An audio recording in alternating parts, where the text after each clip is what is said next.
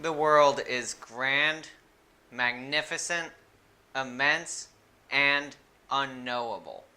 It's unable to be known fully.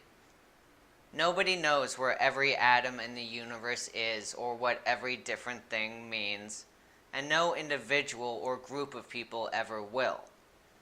Unfortunately, some people think the mysteries of the world are largely solved, and this causes great damage, whether through Gnostic religion or through science dogma.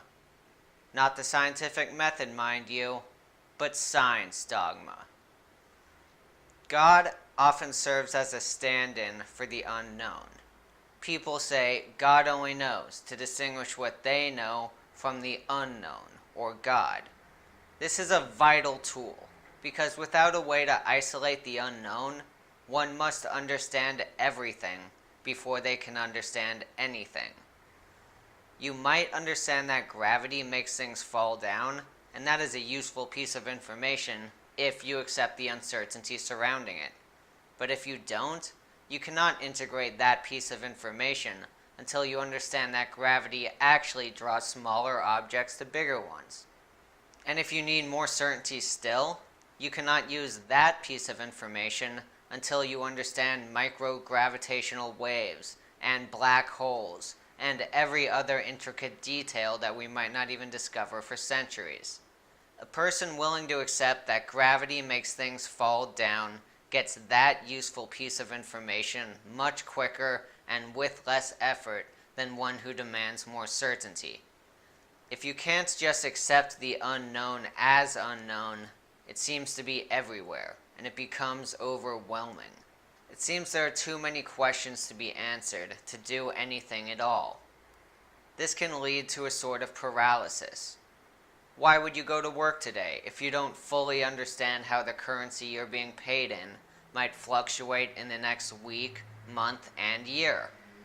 Effectively living one's life without an answer to the unknown is nearly impossible, so we don't. This is a void that people often use God to fill. That might take the form of strict Mormonism, or more broadly defined Christianity, which preaches to do no harm, or an even more vaguely defined spirituality, which simply posits that something is out there. But a new trend to fill this uncertainty void has people falling into science dogma. Adherents to science dogma believe that even if they don't know the answer to a particular question, someone else does.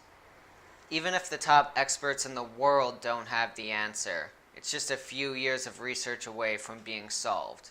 They believe the world is inherently knowable. And science dogma is the worst. It's hard to agree to disagree if you believe there's a wholly correct answer to every question. You can't say to each their own if you truly believe that one side is truly wrong.